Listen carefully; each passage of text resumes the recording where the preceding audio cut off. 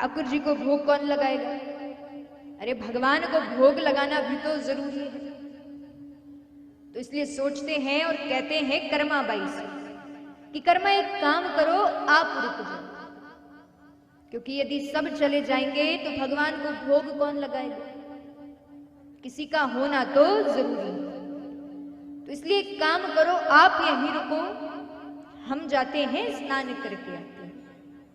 कर्माबाई कहती है देखिए आज तक मैंने भोग नहीं लगाया, पता नहीं है कैसे भोग लगाना है, बताकर तो जाओ कैसे लगाओ। तो वो कहते हैं कि देखो एक काम करना, सुबह जल्दी स्नान कर लेना, उसके बाद स्नान करने के बाद ठाकुर जी के लिए भोग तैयार कर, फिर ठाकुर जी को भोग लगा। और देखो जब तक ठाकुर जी भोग ग्रहण नहीं करे तुम भी ग्रहण मत करो। अब महाराज ये बात कर्माबाई के दिमाग में बैठ गई।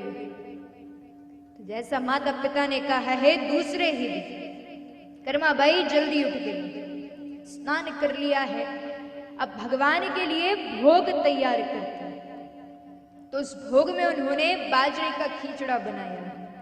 अब महाराज बड़े ही प्रेम से भोग तैयार करा, ठाकुर जी की मूर्ति के सामने जाकर रख दिया। तो कहती है कि कान्हा इस भोग को ग्रहण कर, क्योंकि देखो पिताजी और माताजी पुष्कर स्नान करने गए, तो वो तो भोग लगाएंगे नहीं, जैसा उन्होंने मुझसे कहा मैं भोग लगा रही हूं। अब महाराज भोग रख दिया है। कर्माबाई सोचती हैं जब तक ठाकुर जी आकर ग्रहण करेंगे मैं घर के काम काज कर लेती हूं। तो कर्माबाई काम में लग गई। अब थोड़ा सा काम करती है फिर दौड़ कर आती है, देखती हैं कि भगवान ने भोग ग्रहण करा क्यों। देखा भोग बिल्कुल वैसा का वैसा रखा है। कर्माबाई सोचती हैं शायद से ऐसा हो सकता है कि खिचड़े में घी कम रह गया, तो और घी डाल दिया है। फिर सोचती हैं शायद खिचड़े में गुड़ कम रह गया, और ज्यादा गुड़ डाल दिया। अब महाराज सोचती हैं अब ग्रहण करेंगे, फिर बहुत देर हो गई है, ठाकुर जी भोग ग्रहण नहीं कर रहे हैं। हाल ये है संध्या का समय होने वाला है। तो कर्माबाई ने भी अभी तक भोग ग्रहण नहीं करा है, क्योंकि पिताजी ने कहा था जब भगवान ग्रहण करें तभी ग्रहण करें।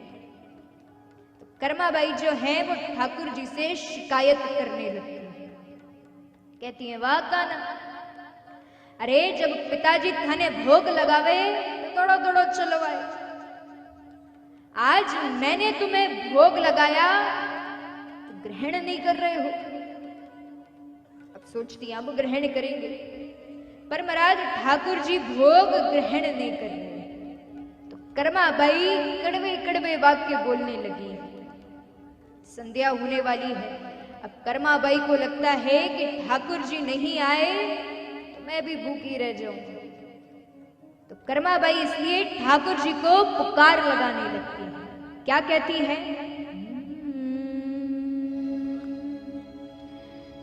थाली भर कर लाई खींचड़ो, ऊपर घी की बाट की, जी मुमारा श्याम घनी, जिमावे बेटी जाट की, जिमावे बेटी जाट की।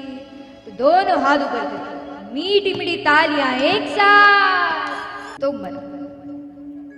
इस तरह से कर्माबाई ठाकुर जी को भोग लगाती है। देखिए ये जो सिलसिला है ये रोज का हो गया। अब जब तक माता पिता नहीं आते हैं तब तक कर्माबाई रोज भोग लगाती है। सुबह जल्दी उठ जाती हैं, खिचड़ा तैयार करती है, फिर रोज खिचड़े में घी डालती है, गुड़ डालती है और ठाकुर जी को भोग लगाती है। फिर महाराज ठाकुर जी आकर के उसको ग्रहण करते हैं। अब इसके बाद माता पिता वापस आ गए, पुष्कर स्नान करके माता पिता आ चुके।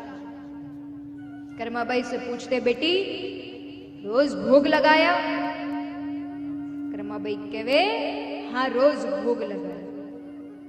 तो कहते हैं कि क्या ठाकुर जी ने ग्रहण करा? कर्माबाई कहती है बिल्कुल करा और रोज ग्रहण करा। तो ये सुन करके उनके माता पिता कहते हैं चलो अच्छी बात है, तुमने भोग लगाया, जैसा हमने कहा सब वैसा करो। फिर उनकी नजर पड़ती है कि जब वो गए थे तो जो गुड़ का मटका था वो भरा हुआ था, लेकिन आज जब वापस आए हैं तो गुड़ का मटका खाली। कर्माबाई से कह रहे क्यों कर्मा, जब गए थे तब तो ये भरा था, आज खाली है बिल्कुल। तो कर्माबाई कहती हैं कि देखिए पिताजी, असल में रोज खींचड़ा बनाना पड़ता, तो लगता है कि कहीं गुड़ कम ना रह जाए, घी कम ना रह जाए, इसलिए रोज ज्यादा डाल देती थी। वो सोचते हैं कि ठाकुर जी सच में ग्रहण करने तो नहीं आ सकते। अरे जिनके लिए हम पुष्कर स्नान करने गए थे, तो यहां पर कर्माबाई के हाथ से भोजन ग्रहण कर रहे हैं।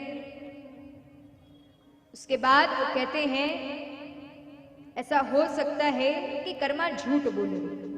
कर्माबाई कहवे मैं झूठ को नहीं बोलूं। वो कहती है यदि आपको लगता है कि मैं झूठ बोल रही हूं तो कल फिर देख लेना जब भगवान भोग ग्रहण करने आए। तो वो कहते हैं ठीक है। अब महाराज दूसरे दिन कर्माबाई फिर से खींचड़ा बनाती है, भोग लगाती है, भगवान को पुकारती है। भगवान उनकी पुकार सुन के दौड़े दौड़े चले आते हैं, खींचड़ा खा लेते हैं। तो मतलब उन्होंने अपने भक्त की हर कभी लाज रखी। जब उनके भक्तों पर संकट आया है तो भगवान दौड़े दौड़े चले आए।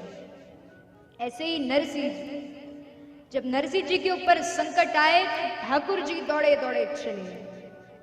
अब महाराज जो नरसिंह जी, उन्होंने श्री कृष्ण पर गणो विश्वास किया।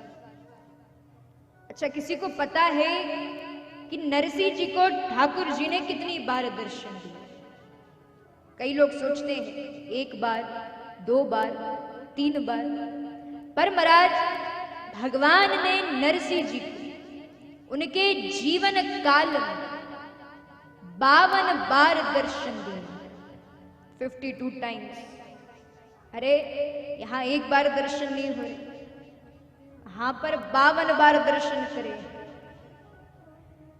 तो नरसिंह जी ने भगवान के 52 बार दर्शन उनके 3 जन्मों में करे।